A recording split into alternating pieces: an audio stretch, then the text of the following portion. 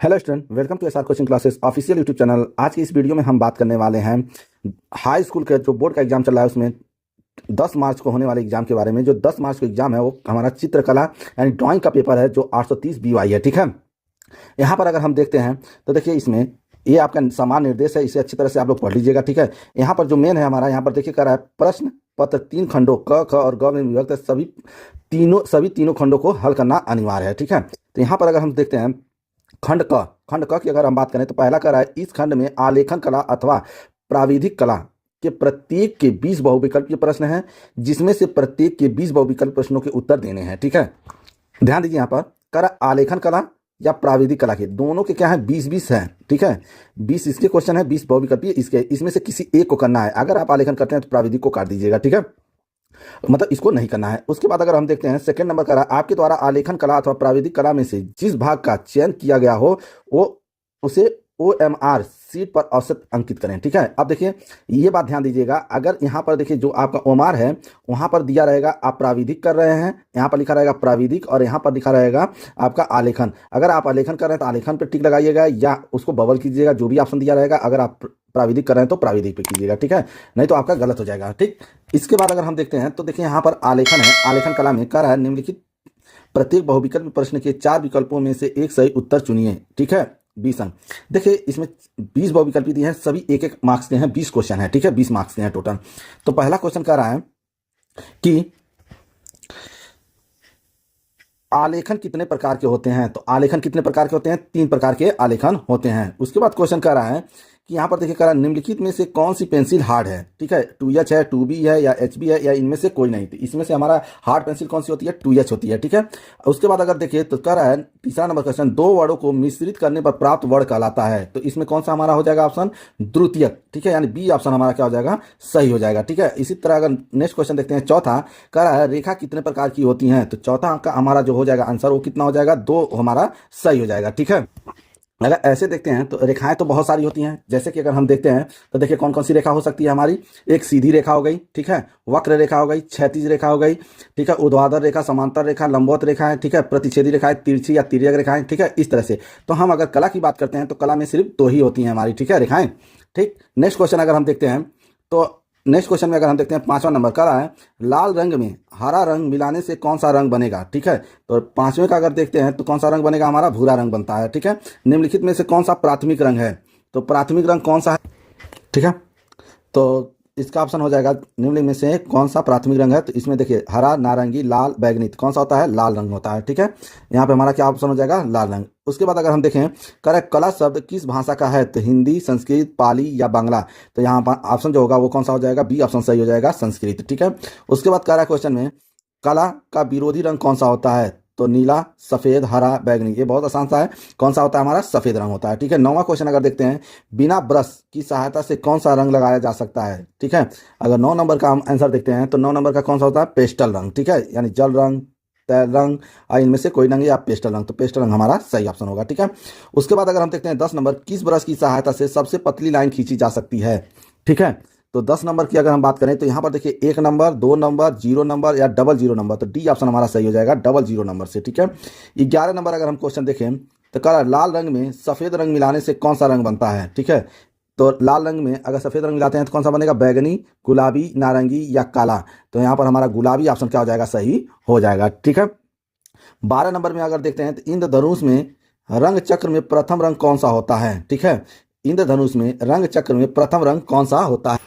तो बैगनी, पीला, हरा या लाल। तो इसमें कौन सा होता है? हमारा लाल होता है, यानी D ऑप्शन क्या हो जाएगा? इसका सही ऑप्शन हो जाएगा। ठीक है, नेक्स्ट क्वेश्चन देखते हैं कह रहा है लाल रंग किस प्रकार का होता है। लाल रंग किस प्रकार का होता है? उष्ण, शीतल, शीतोष्ण या इनमें से कोई नहीं। तो इनमें से कौन सा ऑप्शन इसमें हो जाएगा? हमारा A ऑप्शन सही हो जाएगा, उष्ण हो जाएगा। ठीक है, उसके बाद 14 नंबर अगर क्वेश्चन देखिए कह रहा है ठीक है कौन सा रंग सबसे पारदर्शी होता है? जल रंग, पेंसिल रंग, ऑयल रंग या पेस्टल रंग। तो इसमें कौन सा होता है? जल रंग होता है। ठीक है, अगर इसी क्रम में हम नेक्स्ट क्वेश्चन देखते हैं 15 नंबर रंगों के संबंध में सही व्यक्ति है।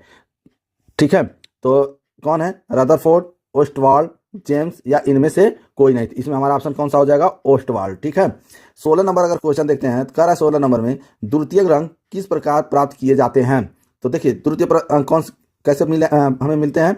तो अगर हम ये देखते हैं तो दो प्राथमिक रंगों को मिश्रण से, जब दो प्राथमिक रंगों को मिलाया जाता है तो हमें क्या कौन सा रंग मिलता है? द्वितीयक रंग मिलता है। ठीक है, उसके बाद अगर हम देखते हैं, देखिए यहाँ पर नंबर 17 नंबर क्वेश्चन देखते हैं, कह रहा है अलसी के तेल का प्रयोग किया जाता है जल रंग में, पेस्टल रंग में, तैल रंग में। तो इसका ऑप्शन हो जाएगा हमारा सी ऑप्शन, क्या हो जाएगा? सही हो जाएगा। ठीक है, 18 नंबर अगर क्वेश्चन देखते हैं तो इसमें कौन सा हो जाएगा हमारा? कह रहा है ईंजन का प्रयोग किया जाता है किसमें? चित्रकारी, मूर्तिकला में, वास्तुकला में, इनमें से कोई नहीं। थी इसमें हमारा ए ऑप्शन सही हो जाएगा, चित्रकारी में। ठीक है, उसके बाद अगर देखते हैं 19 नंबर क्वेश्चन, कर 19 नंबर में, ठीक है, शीघ्रता से किया गया रेखांकन कहलाता है कौन सा? स्केच, यानी सी ऑप्शन हमारा क्या हो जाएगा? सही हो जाएगा। ठीक है, अगर हम इसी क्रम में लास्ट क्वेश्चन देखते हैं 20 नंबर, ठीक है, निम्नलिखित रंग और लाल रंग मिलाने से प्राप्त होता है, ठीक है, तो क्या मिलता है हमें? बैगनी रंग मिलता है। ठीक है, ये हमारे 20 बहुविकल्प ये कंप्लीट हो चुके हैं। देखिए अगर आप ये 20 सॉल्व करते हैं, जैसे कि इसको हम क्या बोलेंगे, देखिए आलेखन अगर आपने किया, ये 20 नंबर कर दिए हैं, तो आपको इस वाले क्वेश्चन को छोड़ देना है। ठीक है, इसको आपको छोड़ देना, क्योंकि यहाँ पर अथवा लिखा है, या तो आप ऊपर वाला करें या तो इस वाले 20 नंबर के क्वेश्चन को करें, दोनों में से किसी एक को करना है। मैं इसको भी सॉल्व करके दिखा दे रहा हूँ। ठीक है, अगर यहाँ पर हम देखते हैं प्राविधिक कला, प्राविधिक कला अगर आपने आलेखन को नहीं किया, प्राविधिक करते हैं तो भी ये भी क्या है हमारा आसान है, इसको भी आप सॉल्व कर लेंगे। ये भी 20 मार्क्स का है। कह रहा है निम्नलिखित प्रत्येक बहुविकल्पीय प्रश्नों के 4 विकल्प में से एक सही उत्तर चुनिए।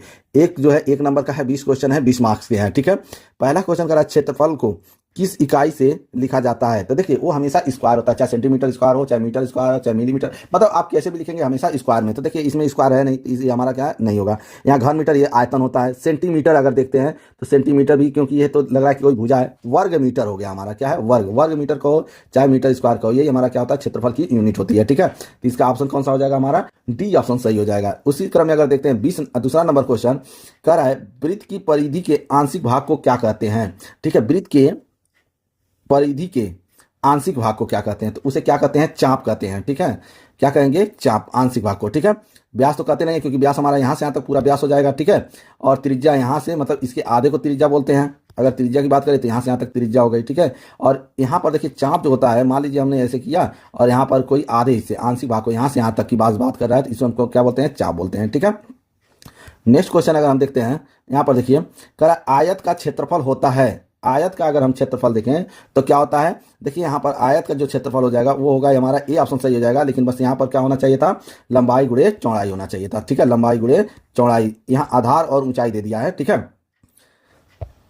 तो ये हो गया, या आप इन, ठीक है, इसको ए ऑप्शन को हम सही कर लेंगे। ठीक है, उसके बाद चौथा क्वेश्चन कर रहा है समबाहु त्रिभुज की भुजाएं होती है। समबाहु का मतलब होता है जिसकी सभी भुजाएं क्या हो? बराबर हो। समबाहु, समबाहु में सभी भुजाएं बराबर होते हैं तो सभी कोण भी बराबर होते हैं। सभी कोण कितने होते हैं? 60-60 अंश के होते हैं। ठीक है, समबाहु में यानी सभी बराबर हो, क्या है? सभी बराबर हो।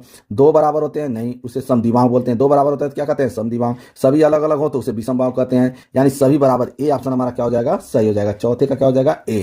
कह रहा है दो बिंदुओं को मिलाने से निर्माण होता है।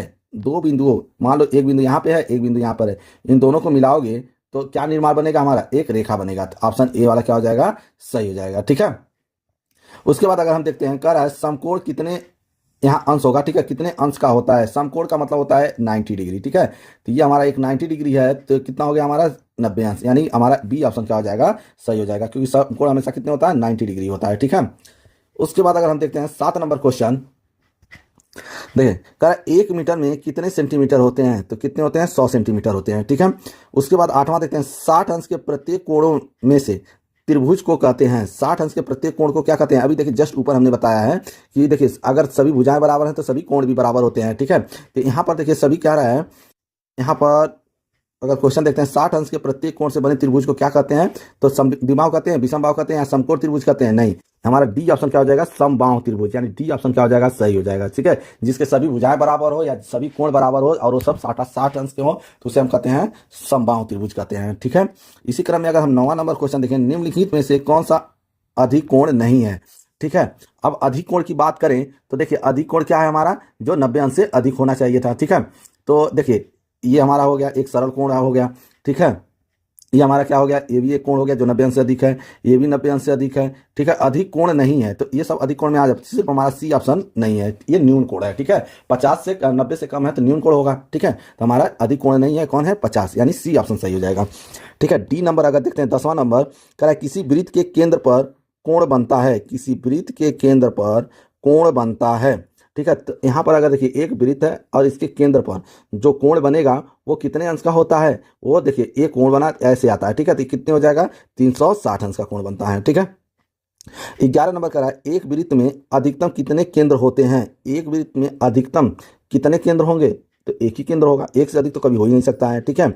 उसके बाद कह रहा है 12 नंबर निम्नलिखित में से न्यून कोण होता है, अभी ऊपर जस्ट बताए हैं न्यून कोण किसे कहते हैं। यहाँ पर देखिए क्वेश्चन आया हुआ था हमारा यहाँ पर 9 नंबर, ठीक है। तो न्यून कोण किसे कहते हैं, तो न्यून कोण देखिए 90 अंश या 180 अंश या 45 अंश या 360, तो यहाँ हमारा 45 अंश, जो 90 अंश से कम हो उसे क्या कहते हैं, न्यून कोण कहते हैं, ठीक है। 90 अंश को क्या कहेंगे, समकोण कहेंगे, 180 सरल कोण कहते हैं, 360 कंप्लीट कोण कहते हैं, ठीक है। इस तरह से हमारा होता है।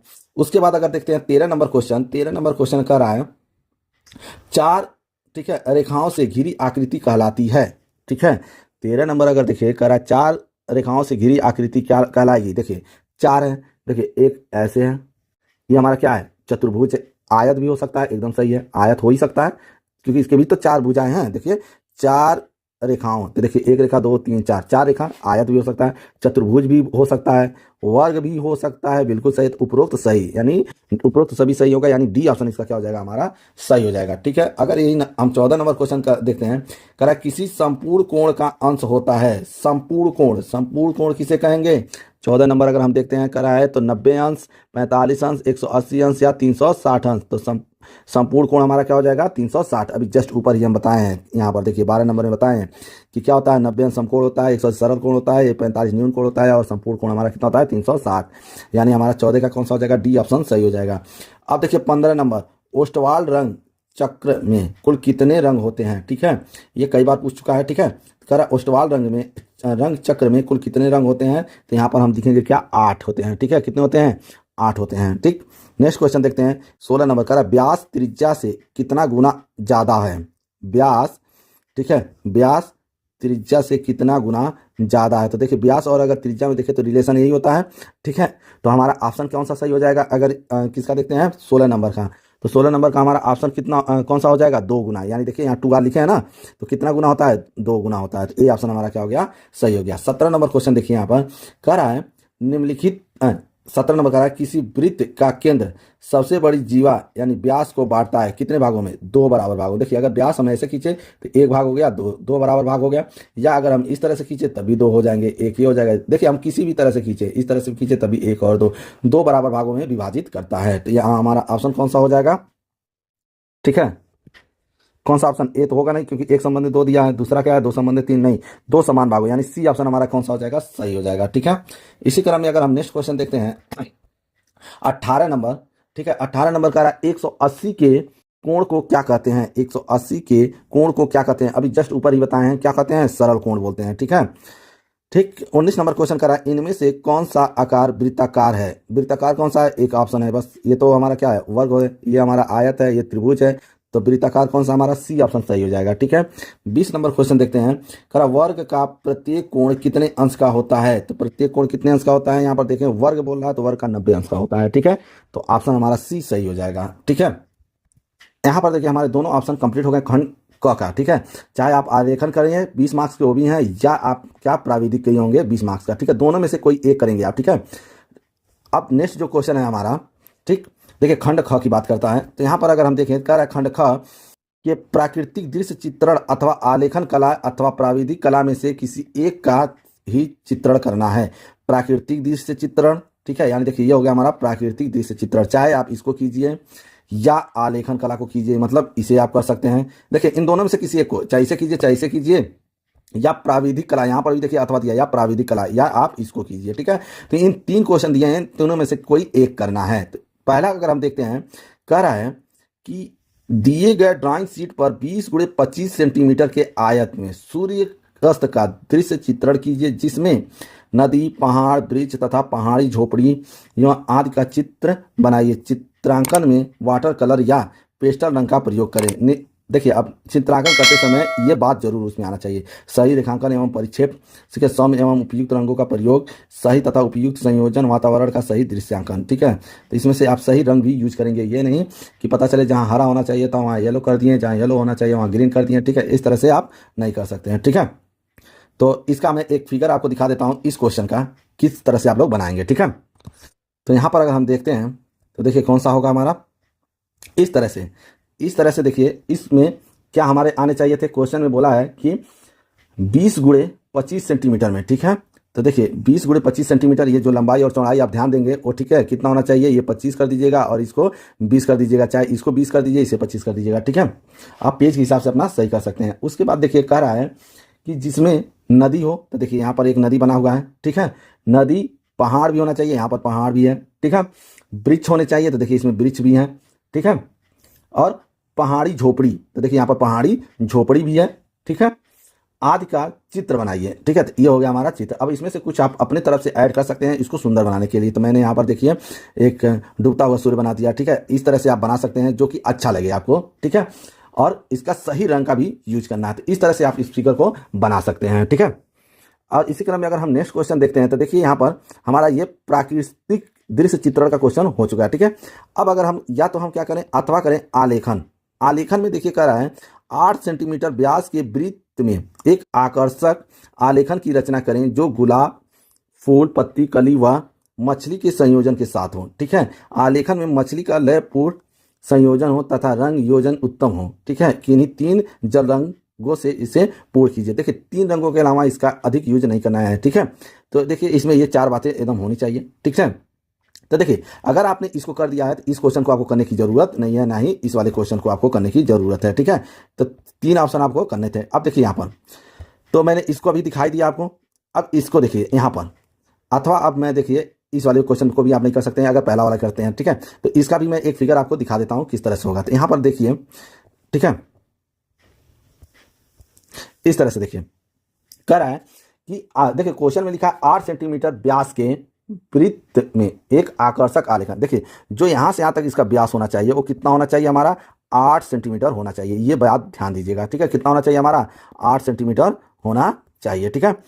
उसमें देखिए क्वेश्चन में कहा है कि आलेखन 8 सेंटीमीटर के व्यास के वृत्त में एक आकर्षक आलेखन की रचना करें जो गुलाब, ठीक है। यहाँ पर देखिए गुलाब भी है हमारा, ठीक है। गुलाब, पत्ती भी है इसमें, ठीक है। कली, यहाँ पर देखिए कली भी है, ठीक है। कली, मछली के संयोजन, यहाँ पर देखिए मछली भी है, सभी को मिलाकर एक साथ होते। देखिए इसी के अंदर मैंने जितने क्वेश्चन में बोला था सभी चीजें एक साथ मिलाकर बना दिया, ठीक है। उसके बाद अब देखिए क्या करना है। यहाँ पर अगर देखते हैं कह रहा है आलेखन में मछली का लयपूर्ण संयोजन हो तथा रंग योजन उत्तम हो, कि 3 रंगों का यूज करना है, ठीक है। 3 रंग से ज्यादा इसका यूज नहीं करना है, ठीक है। तो ये हो गया। अब देखिए यहाँ पर देखिए वृत्त में गुलाब और मछली है, 8 सेंटीमीटर का है यहाँ पर। ये देखिए ये जितनी दूरी होगी उतनी ही दूरी यहाँ पर भी होगी, ठीक है। उतनी ही दूरी ये भी होगी, ठीक। उसके बाद नेक्स्ट क्वेश्चन देखिए इस तरह से आप इसको कर सकते हैं, ठीक है। आपको अच्छे मार्क्स मिलेंगे। अब नेक्स्ट क्वेश्चन देख लेते हैं। यहाँ पर देखिए अगर हम नेक्स्ट क्वेश्चन देखते हैं, देखिए आपने अगर इसको कर दिया तो इन दोनों के तो मैं बता चुका हूँ नहीं करना है। अगर आपने इसको नहीं किया तो इसको आपको करना होगा और इसको भी छोड़ देना है, ठीक है। मतलब इन तीनों में से किसी एक को करना है। तो मैंने इन दोनों को सॉल्व करके दिखा दिया है। अब देखिए प्राविधिक कला, ठीक है। प्राविधिक कला में क्या होता है, यहाँ पर देखिए कह रहा है निम्नलिखित 5 प्रश्नों में से किन्हीं 3 प्रश्न के उत्तर दीजिए, सभी अंक समान है, ठीक है। यहाँ पर देखिए रचनात्मक रेखाएं न मिटाइए, ठीक है। प्रत्येक रचना के निर्दिष्ट रेखाएं, रचनात्मक रेखाएं एवं अभीष्ट रेखाएं स्पष्ट दिखाइए। रफ कार्य श्वेत, ठीक है, फुल स्केप पेपर पर कीजिए। इसे भी अपने उत्तर प्रतांग के साथ संलग्न कीजिए, ठीक है। इसमें देखिए 5 क्वेश्चन है, 1 2 3 4 5। इसमें से आप किसी भी 3 क्वेश्चन को कर सकते हैं, सभी के सभी मार्क्स कितने हैं, बराबर होंगे। जैसे कि देखिए जो आपने यहाँ पर किया है 30 नंबर के हैं, ठीक है। तो आप ये 30 नंबर आप पहला करते हैं यानी प्राकृतिक दृश्य करेंगे तो भी 30 मिलेगा, या आप आलेखन करेंगे तो भी 30 मिलेगा, या आप प्राविधिक 30 करेंगे तो भी मिलेगा। अगर इसमें से देखिए एक क्वेश्चन 10-10 मार्क के हैं, ठीक है। 10 मार्क्स के हैं, अगर ABC कर देते हैं तभी 30 नंबर मिल जाएंगे, ठीक है। इस तरह से आप कर सकते हैं। अगर यही हम देखते हैं खंड ग की बात करते हैं, ठीक है। उसमें देखिए जो पहला खंड का था उसमें 2 ऑप्शन थे, उन दोनों में से किसी एक को करना था। फिर अगर हम खंड ख की बात करते हैं, खंड ख में 3 क्वेश्चन थे, ठीक है। तीनों में से किसी एक को करना था। अब यहाँ पर खंड ग की बात करें तो स्मृत चित्रण दिया है, ठीक है। स्मृत चित्रण में कह रहा है इस प्रश्न के 2 भाग हैं, क तथा ख। निर्देशानुसार दोनों ही भागों के चित्र बनाना अनिवार्य है, ठीक है। इसमें आपको छोड़ना नहीं है, ठीक है, जो कि 10-10 नंबर के हैं। क भी करना है आपको। अब देखिए क में करा है निम्नलिखित में से किसी एक का इसमें चित्र, प्रकाश, छाया, दर्शक पेंसिल के माध्यम से बनाइए। अब देखिए इसमें आपको जो बनाना है या तो टेबल लैंप बनाइए, या हजारा बनाइए, फावड़ा, लोहे की अलमारी, इसमें से कोई आप एक बनाना है, कोई एक बना सकते हैं किसी एक को, ठीक है। या देखिए इसमें से अगर आप ये बना लेते हैं इन दोनों को आपको छोड़ देना है, 4 है तो 3 को छोड़ देना है, ठीक है। और ये आपके आप कितने हैं, ये 10 मार्क्स आपको यहाँ पर मिल जाएंगे, ठीक है। उसके बाद अगर आप यहाँ पर देखते हैं खंड ख, मतलब इसी का ख नंबर है, कह रहा है निम्नलिखित में से किसी एक स्मृत चित्र, ठीक है, छाया प्रकाश दर्शाते हुए पेंसिल द्वारा पूर्ण कीजिए कि 15 सेंटीमीटर से कम ना हो।